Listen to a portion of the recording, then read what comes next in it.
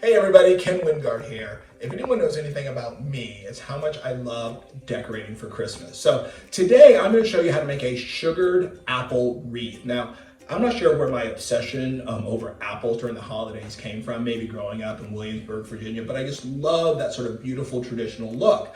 I wanted to find a way to give it a little bit more of an update today, so that's what I'm going to show you. So let's get our ingredients together, our materials that we need. It's very simple. What you'll need is a grapevine wreath, 18 to 24 inches is perfect, chunky clear glitter, spray adhesive, floral wire and floral stem wire, faux berries, and then some fresh greenery. I'm using California bay leaves that I cut from our backyard, but pine boughs, fir, holly will all work wonderfully. And of course, you're gonna need apples. So I'm super picky about the apples because they're such the sort of centerpiece of this. So what you want is an apple that's gonna be beautifully red, the right shape, and firm. So my choice is Cosmic Crisp. They're absolutely gorgeous. They have just the right color and shape. And if you happen to have extras, they taste really good too. So get your apples all ready. First thing we're gonna do is get them sugared. How we're gonna do that first is to skewer the apples with some stiff floral wire. Just pierce it right through. Switch up the angle so you have ones facing different ways. Get all your apples. I used about a dozen or so. Now when it comes to sugaring it, you have a couple options. My mom went old school. She always brushed the fruit with egg white and then sprinkled real sugar on it.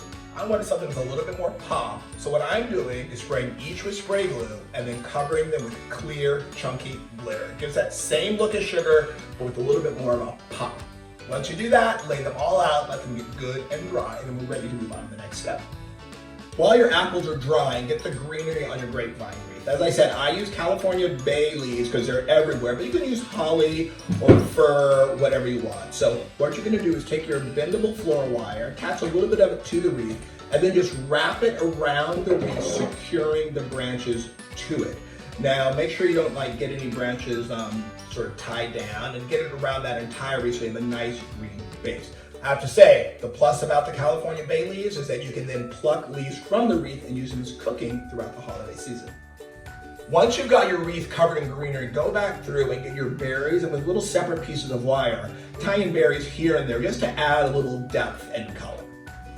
Now we've got the foundation for our apples. Take those beautifully glittered apples and take the piece of the floral wire and poke them down through the wreath. Now on the other side, get those two pieces and just twist them nice and tight. I like to group them in ones, twos, threes, and various so it doesn't look too stunning. And there you have it, absolutely gorgeous sugared apple wreath, perfect for the kitchen, the dining room, of course, the front door. Happy holidays, everybody. Enjoy your apples.